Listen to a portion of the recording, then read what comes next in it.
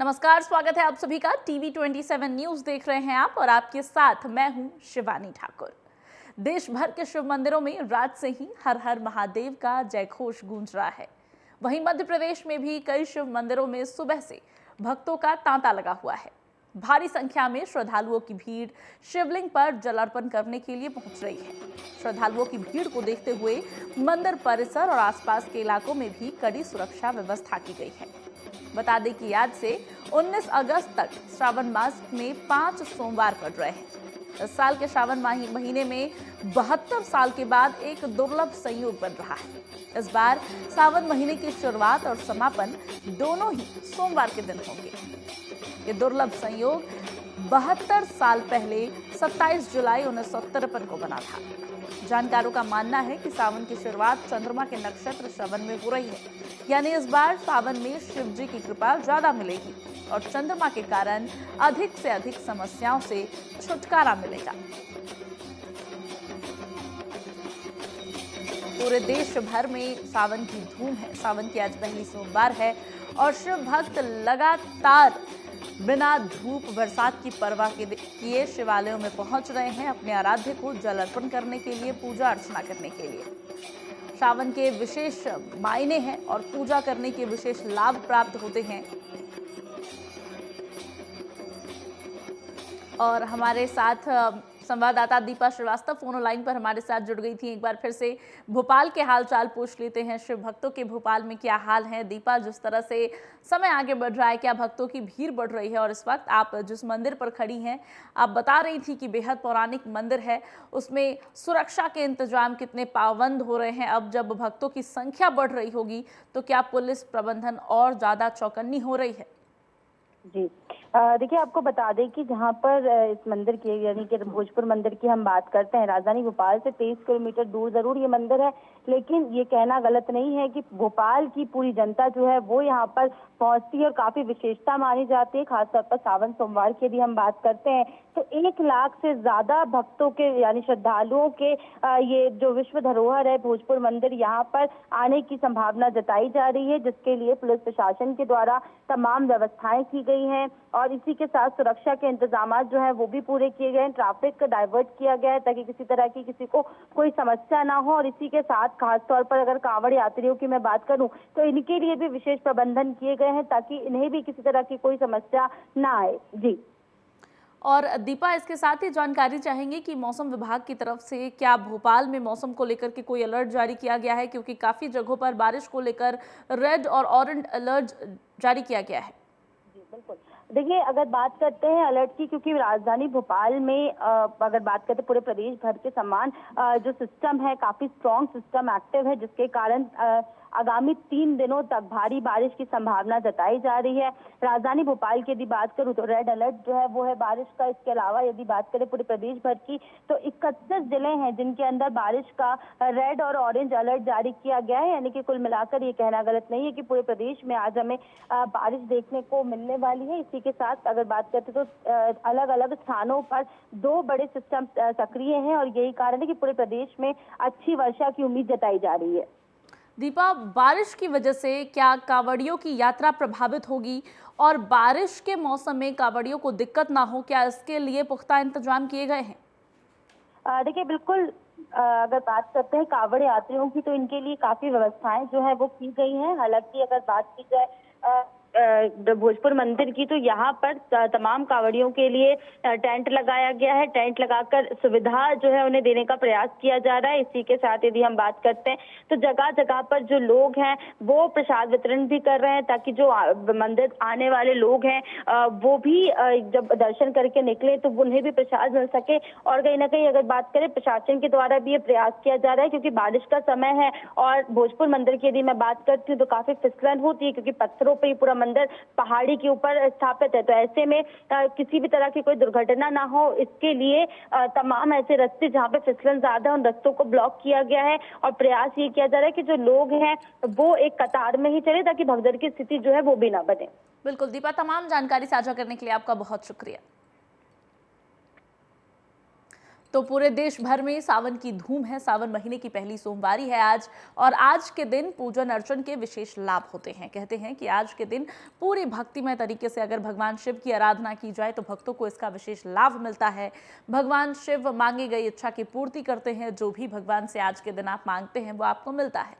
इसी के साथ इस साल सावन के मायने और अधिक बढ़ गए हैं, क्योंकि 72 साल बाद एक बेहद सुखद संयोग बना है। 72 साल बाद सावन की इस बार शुरुआत और समापन दोनों ही सोमवार की तिथि को हो रहा है।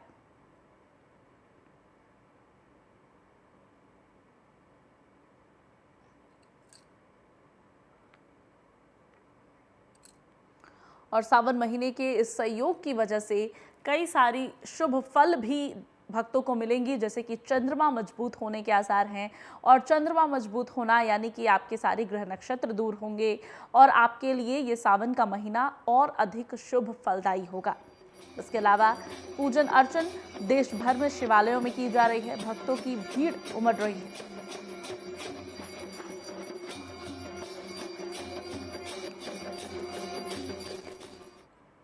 वहीं भोपाल की अगर बात करें तो भोपाल में सावन के पहले सोमवार को शहर के सभी शिवालयों में जलाभिषेक के लिए श्रद्धालुओं की भीड़ उमड़ी हुई है। भक्त जल और दूध चढ़ाने के लिए सुबह से ही जुट गए हैं। वहीं चारों तरफ सुबह से ही बम बम भोले के जयकारे लगाए जा रहे हैं। व्यवस्थाओं को बनाए रखने के लिए मंदिर प्रशासन के साथ साथ स्थानीय प्रशासन ने पुख्ता इंतजाम किए हुए हैं। टीवी 27 न्यूज की संवाददाता दीपा श्रीवास्तव ने भक्तों से खास बातचीत की है। कितने उत्साहित हैं भक्त, आप खुद देखिए। सावन मास का पहला सोमवार आज है और राजधानी भोपाल के मंदिरों में सुबह से ही भक्तों का तांता लगा हुआ है। तस्वीर आप देखिए, इस वक्त हम राजधानी भोपाल के बड़ वाले महादेव मंदिर में जो है मौजूद है। इस मंदिर की काफ़ी ज़्यादा मान्यताएं हैं। बात की जाए तो बड़ीश्वर महादेव जो है इन्हें कहा जाता है, ऐसा कहा जाता है कि बड़ का जो पेड़ है यानी वृक्ष है उससे जो शिव जी हैं वो प्रकट हुए हैं। और यही कारण है कि इन्हें काफ़ी ज़्यादा जो भक्तों के बीच में कह सकते हैं कि जो मान्यता है मानी जाती है कि जो भी यहाँ पर मनोकामना हो वो ज़रूर पूरी होती है। अगर बातचीत करें तो काफ़ी ज़्यादा जो मान्यताएं जो है वो तो मानी ही जाती हैं। लोगों से भी बातचीत करेंगे क्योंकि कहते हैं कि काफ़ी जो उनकी मनोकामनाएं थी वो भी पूरी हुई हैं। आंटी से बात करते हैं। आप काफ़ी लंबे समय से इस मंदिर में आ रहे हैं, कितना प्रसिद्ध मंदिर है? अरे बहुत दिया भोले ने मुझे तो, मेरे कन्या कुछ नहीं थी, बाबा ने खूब दिया। मेरे बच्चों की दोनों को नौकरी लगाई और बील पत्री खाती हूँ, मस्त रहती हूँ। गिर गई थी ऑटो से तो मेरे है ना जल चढ़ा चढ़ा के लगा के ठीक हो गई। आज मैं भोले की दरबार में पूजा कर रही हूँ। की ओर ले जाएं, ये प्रार्थना है हमारी दीपदान में। प्रभु हमारे जीवन को अंधकार से प्रकाशमय करें, हमारे जीवन में कोई अंधकार ना हो, ऐसी प्रार्थना के साथ दीपदान करते हैं। तो देखिए, तमाम महिलाओं के द्वारा ये दीपदान जो है वो किया जा रहा है। तस्वीर आप देखिए किस तरह से सभी महिलाएं हैं, हाथ में फूल फल लेकर यहाँ पर दीपदान कर रही हैं। साफ तौर पर कह रही है कि अंधकार से प्रकाश की ओर जो है प्रभु ले जाएं, इसके लिए ये दीपदान जो है होता है। और इसी के साथ यदि हम बात करते हैं तो सावन में पूरे माह भर जो है धूम देखने को मिलती है, लेकिन सोमवार का क्योंकि काफ़ी विशेष महत्व बताया जाता है। और अगर बड़ वाले महादेव की हम बात करते हैं तो ऐसे में ये भक्तों का कहना है कि जो भी मनोकामनाएं बाबा से मांगी हैं वो जरूर पूरी होती हैं। कैमरा पर्सन आमिर के साथ दीपा श्रीवास्तव, टीवी 27 न्यूज, भोपाल। चलिए आगे बढ़ते हैं। भोपाल से बड़ी खबर आज की क्या है वो आपको बता देते हैं। नीति आयोग की रिपोर्ट पेश कर दी गई है। शहरी विकास और साफ जल देने में मध्य प्रदेश बेहतर है। शिक्षा और लैंगिक समानता में औसत, आर्थिक विकास की योजनाओं में भी मध्य प्रदेश बेहतर। 2023-24 में 67 अंकों के साथ फ्रंट रनर राज्य बना है मध्य प्रदेश। और प्रदेश ने 1.36 करोड़ लोगों को गरीबी से निकाला है। महिला पुरुषों की समानता लाने में अभी भी मध्य प्रदेश कुछ पीछे है, जिस पर प्रदेश सरकार को काम करना होगा। हालांकि शिक्षा और लैंगिक समानता में औसत अंक मिले हैं मध्य प्रदेश को, लेकिन आर्थिक विकास की योजनाओं में एमपी बेहतर है। 2023-24 में 67 अंकों के साथ फ्रंट रनर राज्य बना है मध्य प्रदेश। नीति आयोग की रिपोर्ट पेश हुई है जिसमें मध्य प्रदेश को बेहतर अंक मिले।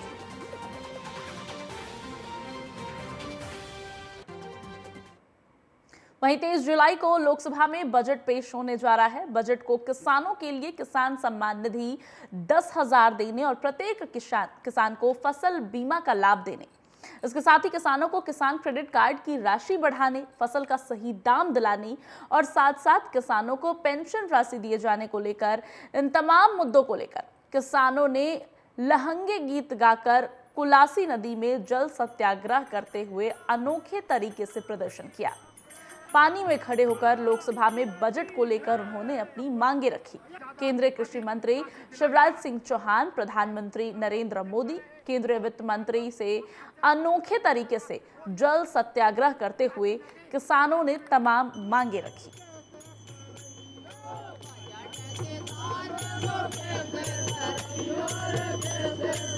मांग जरूर रखें। यह बात को लेकर के हम कुलासी नदी में खड़े हैं और मांग कर रहे हैं। जय किसान, जय किसान, जय किसान, जय जवान, जय किसान।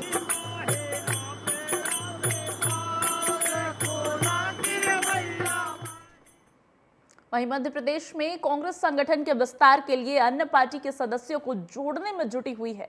टीकमगढ़ में आम आदमी पार्टी के जिला अध्यक्ष जितेंद्र जैन सहित सैकड़ों कार्यकर्ताओं ने आज प्रदेश कांग्रेस कार्यालय पहुंचकर प्रदेश अध्यक्ष जीतू पटवारी के हाथों से कांग्रेस की सदस्यता ग्रहण की।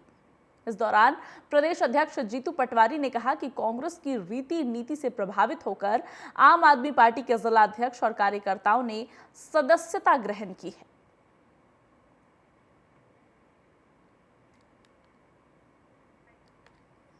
आम आदमी पार्टी के जिला अध्यक्ष के साथ टीकमगढ़ के आदरणीय जीतू जैन जी, जितेंद्र जैन जी, आदरणीय यादव सिंह मैं कांग्रेस पार्टी में अपनी सदस्यता ली है। मैं उनका सबका स्वागत करता हूं और कांग्रेस की रीति नीति और विचार के साथ मिलकर भारतीय जनता पार्टी से, जिसके पास नफरत, घृणा और करप्शन और क्राइम है, उससे कैसे लड़ें, इसकी हम सब ने संकल्प। भारतीय जनता पार्टी को न जनता चाहती है, न भारतीय जनता पार्टी के पक्ष में कोई हवा चलती है। भारतीय जनता पार्टी इलेक्शन में, प्रचार में बहुत पीछे रहती है, लेकिन भारतीय जनता पार्टी जब पोलिंग पर जाते हैं तो प्रशासन उनका जो है, आज की तारीख में कलेक्टर से लेकर के नीचे तक का जो अधिकारी कर्मचारी है, वो उसका कार्यकर्ता बन के काम कर रहा है। एक तरह से कहना चाहिए प्रशासन दलाल बन गया है और इसके चलते 30 पुलिस के लोगों को एक पोलिंग को लूटने के लिए उन्होंने लगाया। कुछ भी नहीं है, आम आदमी पार्टी छोड़ने का कोई विशेष बड़ा कारण नहीं है। सिर्फ इतना सा कारण है कि बिना सेनापति के हम युद्ध लड़ने में असमर्थ थे। बिना ड्राइवर के गाड़ी नहीं चल सकती। ये कारण है हमें आम आदमी पार्टी छोड़ने का, क्योंकि मध्य प्रदेश में कांग्रेस पार्टी ने एक ऐसा सेनापति दिया है कि जिस पर हम लोगों को पूरा विश्वास है। सागर से खुरई के बडोदिया और नोनगीर गांव के नितिन अहिरवार की हत्या और अंजना अहिरवार की संदिग्ध मौत का मामला फिर से उठने लगा है। वहीं अब इस मामले में जांच की मांग के लिए पूर्व मुख्यमंत्री दिग्विजय सिंह ने मुख्यमंत्री डॉक्टर मोहन यादव को पत्र लिखा है और सीबीआई जांच कराने की मांग की है। साथ ही पीड़ित परिवार को सुरक्षा प्रदान कराने का अनुरोध भी किया है।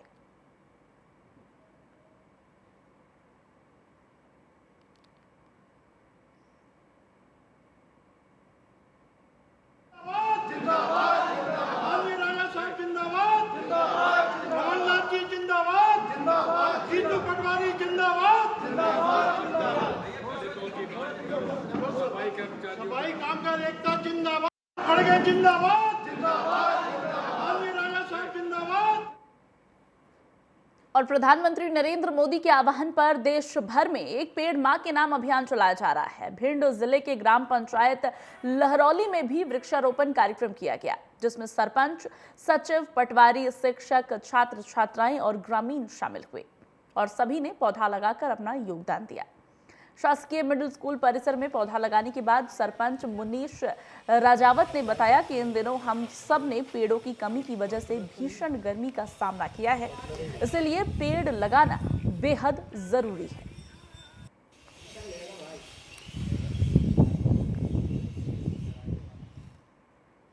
उस योजना के तहत हमारे ग्राम पंचायत लहरौली में विद्यालय के प्रांगण में हम सब ग्रामवासियों ने पेड़ लगाए और पेड़ों की रक्षा करने का संकल्प लिया।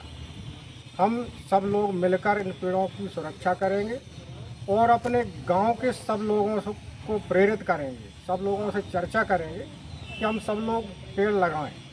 पेड़ लगाने के बाद काम पूरा नहीं होता, पेड़ लगाने के बाद उसकी सुरक्षा भी होनी चाहिए। इसलिए हम सब लोगों ने पेड़ लगाकर पेड़ की सुरक्षा का भी संकल्प लिया है और सब लोगों को हम कहेंगे कि पेड़ लगाएं। एक छोटे से ब्रेक के लिए रुकेंगे, आप देखते रहिए टीवी 27 न्यूज़। ब्रेक के बाद एक बार फिर से आप सभी का स्वागत है। छत्तीसगढ़ से एक बड़ी खबर सामने आ रही है। छत्तीसगढ़ विधानसभा का मॉनसून सत्र की आज से शुरुआत हो गई है। पहले दिन कार्य मंत्रणा समिति की बैठक होगी। मॉनसून सत्र के हंगामेदार होने का अनुमान लगाया जा रहा है। 26 जुलाई तक मॉनसून सत्र चलेगा और सत्र के दौरान कुल 5 बैठकें होंगी। बलौदाबाजार हिंसा का मुद्दा भी विपक्ष उठा सकती है और बलौदाबाजार में हुए हिंसा को लेकर के उम्मीद जताई जा रही है, कयास लगाए जा रहे हैं कि ये सत्र हंगामेदार हो सकता है। इस पूरे सत्र के दौरान कुल 5 बैठकें होंगी।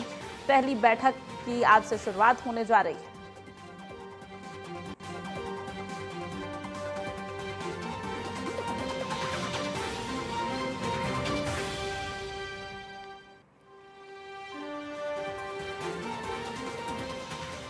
वहीं बलौदाबाजार हिंसा को लेकर छत्तीसगढ़ कांग्रेस ने रविवार को अपनी जांच रिपोर्ट मीडिया के सामने पेश की। पूर्व मंत्री डॉक्टर शिव कुमार डहरिया के नेतृत्व में कांग्रेस की 7 सदस्यीय जांच समिति की रिपोर्ट कांग्रेस प्रदेश कार्यालय राजीव भवन में पेश की गई। जांच समिति ने प्रदेश कांग्रेस अध्यक्ष दीपक बैज को अपनी जांच रिपोर्ट सौंपी। समिति ने अपनी जांच रिपोर्ट में आरोप लगाया है कि बलौदाबाजार में हुई आगजनी की भयावह घटना शासन प्रशासन की बड़ी लापरवाही और साय सरकार की इंटेलिजेंस के फेल हो जाने के कारण हुई है। बलौदाबाजार की हुई हिंसा पर विपक्ष शांत रहने को तैयार नहीं है। सरकार को घेरने की हर संभव कोशिश की जा रही है। कांग्रेस ने बलौदाबाजार हिंसा की जांच रिपोर्ट पेश की है और शासन प्रशासन पर प्रश्न चिन्ह लगाए हैं। घटना हुई थी उसके संबंध में जो कमेटी बनाई गई थी, वो कमेटी 13 जून को घटना स्थल का निरीक्षण करने गई थी, जिसमें शैलेश त्रिवेदी जी और बहुत सारे हमारे विधायकगण, पूर्व विधायकगण भी शामिल थे। ये पूरे देश में एकमात्र ऐसी घटना है जो कानून व्यवस्था की स्थिति इतनी खराब हो गई है कि जिला कार्यालय और एसपी कार्यालय में आग लगा दी जाती है और सरकार सोती रहती है। और खासकर ये सरकार जो है अनुसूचित जाति और सतनामी समाज के लोगों को प्रताड़ित करने के लिए हमेशा काम करती है। वहीं बलौदाबाजार में भी महादेव की पूजा अर्चना के साथ श्रावण महीने की शुरुआत हो चुकी है। फलारी से बाल समुंद के प्रसिद्ध मंदिर सिद्धेश्वर मंदिर में सुबह 4 बजे से भक्त पूजा अर्चना कर रहे हैं। बता दें कि अलग अलग शिवालयों में विशेष पूजा अर्चना भी रखी गई है।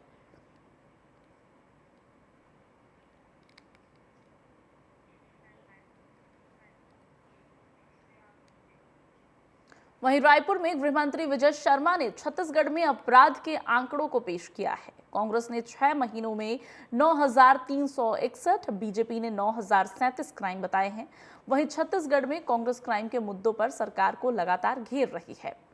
गृह मंत्री ने दावा किया है कि कानून व्यवस्था पर बेहद गंभीरता से विष्णुदेव साई की सरकार ने काम किया है। वहीं कांग्रेस का आरोप है कि प्रदेश की सरकार कानून व्यवस्था पर लगाम कसने में लगातार फेल हो रही है।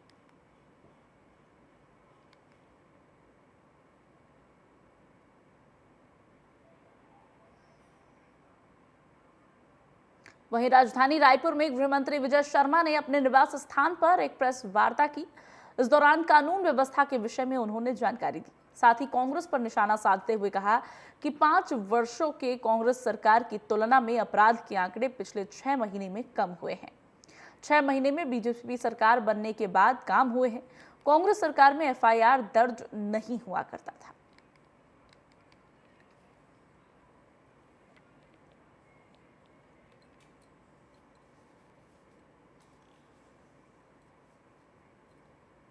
के प्रकरण में लगभग 150 गिरफ्तारियां हुई। जांच उस पर जारी है और मैं सोचता हूं कि इसमें उचित बात सामने आएगी और जब बात सामने आएगी तो लोगों को लगेगा कि अरे ऐसा हुआ था क्या। बलौदा बाजार का घटना कहाँ से प्रारंभ होता है, किस तरीके से लिंक होता है, कैसे जुड़ता है, ये सब चीज़ें सामने आएंगी।